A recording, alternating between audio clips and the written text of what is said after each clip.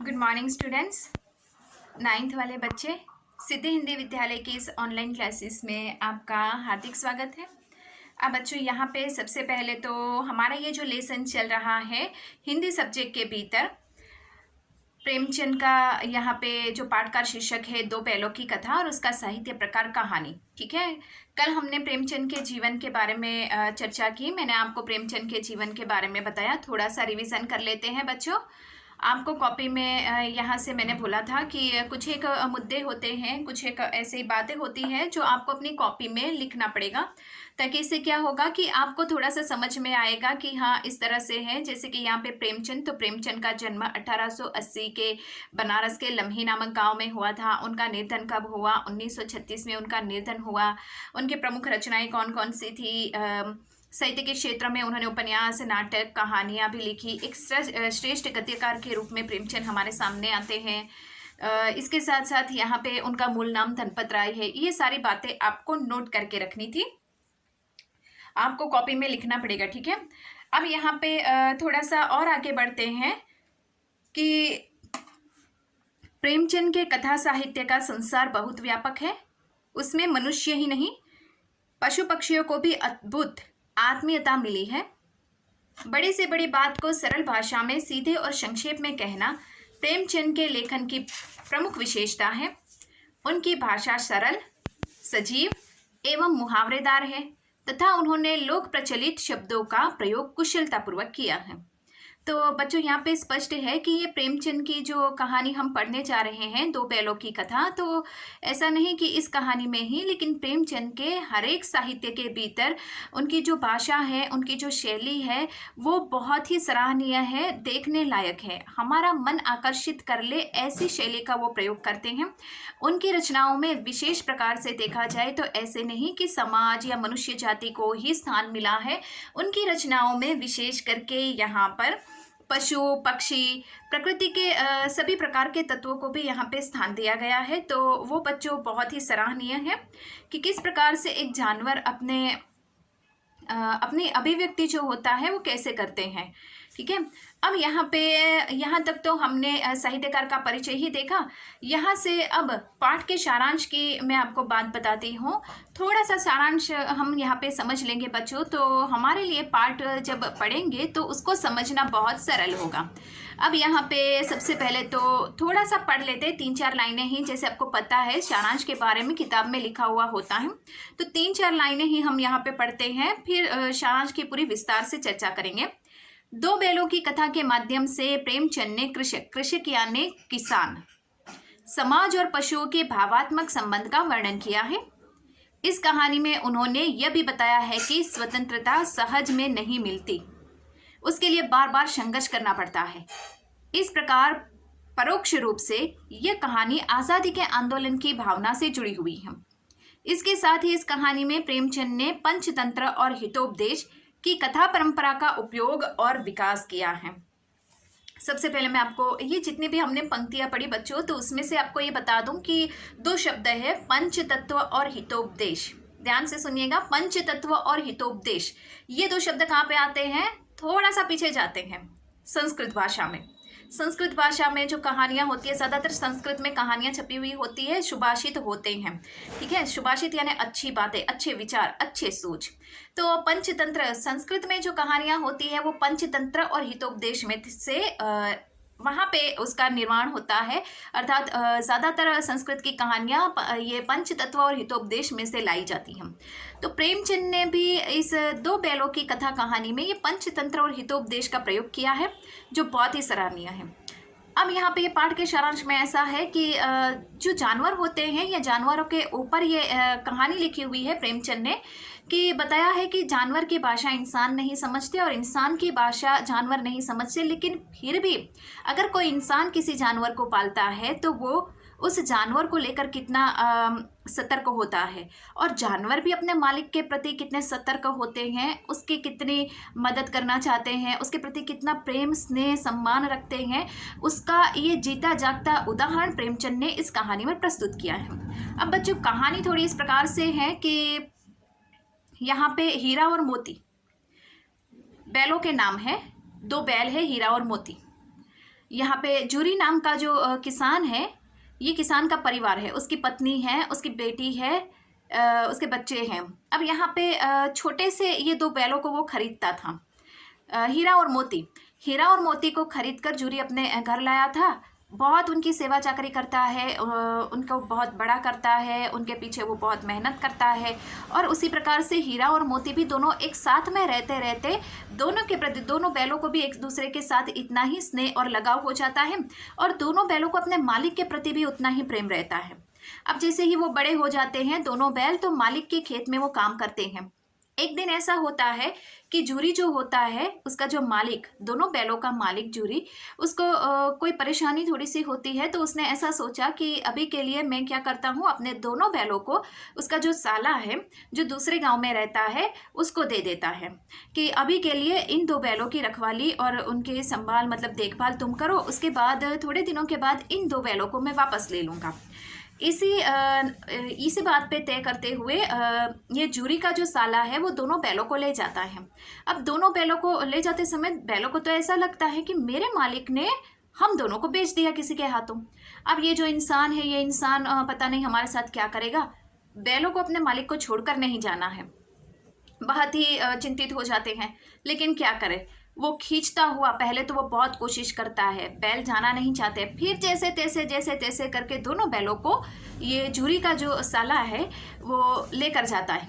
अब जिस गांव में ये 2 बैल जाते हैं, वहाँ पे क्या होता है कि दोनों को बांध के रखते ताकि वो भाग ना जाए। अब होता है ऐसा कि मौका देखकर ये 2 बैल सोचते हैं कि हम भाग जाएंगे। अब जूरी का जो साला है, जिसको ये बैल दिए गए हैं, उसने क्या किया कि दोनों बैलों को वो खेत में ले जाता है, मारता है, पीटता है, खाना भी उनका ठीक से नहीं खिलाता है। दोनों बैल बहुत परेशान हो जाते हैं और खेत में जाकर दोनों मस्ती करते हैं, और जो जूरी का साला है उसको भी बहुत परेशान करते हैं। उसमें हीरा और मोती, उसमें एक ऐसा प्रकार का है कि थोड़ा शांत है, और दूसरा जो है वो बहुत गुस्से वाला और चंचल स्वभाव का है। बैलों की बात कर रही हूँ। तो एक बहुत मस्ती करता है खेत में जाकर, दूसरा है वो उसको समझाता है। अब दोनों बेचारे यहाँ पे आके परेशान हो गए हैं, ना उनका जूरी अपने मालिक की तरह उसकी देखभाल भी नहीं कोई करता है, उनको 2 वक्त का खाना भी नहीं कोई पूछता है। दोनों बैल दुखी हो जाते हैं और एक दिन सोचते हैं कि हम भाग निकलेंगे। अब होता है ऐसा कि जिस घर में 2 बैल गए हैं दूसरे गाँव में, वहाँ पे कोई उनकी देखभाल नहीं करता, कोई उनको पूछता तक नहीं है। अब सिर्फ उस घर में एक छोटी सी बेटी है। वो बेटी क्या करती है, उसके मतलब वो बेटी जो होती है वो भी चुपके से रोटी लाती है और दोनों को खिला देती है। दोनों बैल इतने परेशान हो जाते हैं, इतने दुखी होते हैं, लेकिन ये 2 लड़की मतलब ये लड़की जो 2 रोटी लेकर आती है, एक एक दोनों को खिलाती है। इस 2 रोटी से बैलों का पेट तो नहीं भरता, लेकिन उनको तसल्ली लगती है कि इस घर में कोई है जो हमारी चिंता करता है, हमारी परवाह करता है, हमको 2 रोटी तो पूछता है, ऐसा। तो दोनों आपस में तय करते हैं कि वो भाग जाएंगे, लेकिन फिर सोचते हैं कि अगर भाग गए तो ये लड़की को मार पड़ेगी, ऐसा समझेंगे कि इस लड़की ने भगा दिया। एक दिन ऐसा ही होता है, वो लड़की, छोटी सी लड़की, बहुत ही चतुर है, मैं आपको चित्र भी किताब में दिखाऊंगी। वो छोटी सी लड़की क्या करती है, जो रस्सी होती है उसको निकाल देती है और फिर धीरे से उनको जाने के लिए संकेत करती है। उसमें एक कहता है कि हम भाग जाए और दूसरा कहता है कि नहीं, हम नहीं जाएंगे, हम जाएंगे तो इस छोटी सी लड़की को 2 बातें सुननी पड़ेगी या मार पड़ेगी। लड़की क्या करती है, उनको भगा ही देती है। दोनों बैल भाग जाते हैं, दूर किनारे, मतलब गांव के एकदम छोर तक भाग जाते हैं, गांव की सीमा तक भाग जाते हैं। तब वो आवाज़ लगाती है कि बैल भाग गए, बैल भाग गए। तब जूरी का साला है वो अपने कुछ एक आदमियों को लेकर जाता है दोनों बैलों के पीछे। उससे पहले भी एक बार ये बैल भाग गए थे, जो जैसे तैसे कर कर अपने मालिक के घर पे पहुंच गए थे। फिर वापस जूरी का साला दोनों को लेकर आता है और जूरी की जो पत्नी है दोनों बैलों को वापस उसके भाई को दे देती है। तो दूसरी बार भी वो वापस पहुंच जाते हैं। तो दूसरी बार भी इसी तरह से वो लोग भागने का बैल प्रयास करते हैं और इसका परिणाम ये होता है कि दोनों रात्रि के समय भागते हैं। तो जैसे ही सुबह उजाला होता है तो वो भूल जाते हैं, मतलब दिशा भ्रमित हो जाते हैं कि उनके मालिक के गांव कौन सी दिशा में है और कौन सी दिशा में आ गए हैं। दोनों डर जाते हैं, लेकिन भूख के मारे बहुत परेशान हो जाते हैं। आखिरकार एक खेत होता है, उसमें जाकर वो मटर और वो सब खाना शुरू कर देते हैं। वहाँ पे जो फसल करने वाला, रखवाली करने वाला जो होता है किसान, वो देखता है और दोनों की डंडे से पिटाई करने के लिए भागता है। आखिरकार दोनों भागते भागते जो तीसरा बैल होता है, जो एकदम सा सनकी जैसा, सड़ियल जैसा, दड़ियल जैसा दिखने वाला, उसके साथ दोनों युद्ध करते हैं, मारामारी करते हैं। तीसरे बैल के साथ उसको घायल कर देते हैं। उसमें मैंने आपको बताया ना, एक चंचल प्रकार का होता है, थोड़ा मस्ती करने वाला, तो वो बहुत मारता है तीसरे बैल को और उसको घायल कर देता है। फिर वापस दोनों जैसे तैसे दिशा भ्रमित होते हुए, डरते हुए आगे बढ़ते हैं। तो ऐसा करते करते वो वापस किसी एक खेत में घुस जाते हैं, वहाँ वो खाना शुरू कर देते हैं। और वहाँ पे जो इंसान होता है, किसान, वो क्या करता है, दोनों को पकड़ लेता है। पकड़ने के बाद उनको जो पशुओं का जो रखने की जो जगह होती है, वहाँ पे वो दोनों को मतलब दे देता है। अब होता है ऐसा कि दोनों बेचारे पकड़े गए, वहाँ पे उन दोनों को काफ़ी दिन तक बांध कर रखते हैं, खाना भी ठीक तरह से नहीं देते हैं। और वो जहाँ पे सब पशुओं को इकट्ठा करके रखा जाता है, वहाँ पे बहुत सारे से गधे भी थे, ऐसे बकरियाँ थी, ऐसे बहुत सारे जानवरों को बांध के रखा गया, गाय भैंस दूसरे सब जानवर भी थे जिनको बांध के रखा गया था। और उसमें हर रोज़ वो गिनती की जाती है, कितने जानवर है, कितने जानवर स्वस्थ है, कितने जानवर कोई भाग तो नहीं गया। वो सब ऐसी जगह पे वो जानवर, बैल दोनों पहुंच जाते हैं। अब होता है ऐसा कि वहाँ पे कुछ एक हफ्ते में या 15 दिन में एक बार, या महीने के एक महीने में 2-3 बार ऐसे वो बैलों की जो होती है, खरीदने वाले लोग इकट्ठे होते हैं। बाजार लगता है, उसमें एक कसाई था। वो कसाई हीरा और मोती को खरीद लेता है। दोनों भागने का तो प्रयास करते हैं उस जगह से भी जहाँ पे पशुओं को रखा जाता है, लेकिन दोनों नहीं भाग पाते हैं।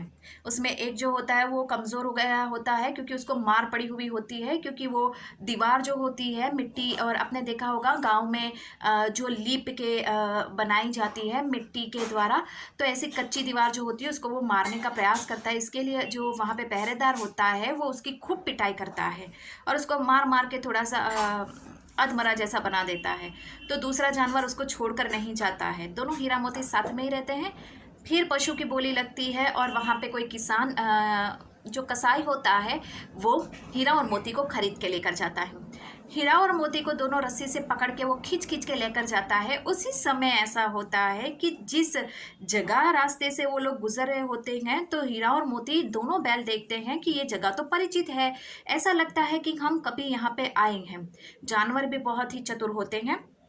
उन्होंने देखा कि ये तो यहाँ से सीधा रास्ता तो मेरे मालिक के घर पे जाता है। दोनों आपस में तय करते हैं कि क्या करें।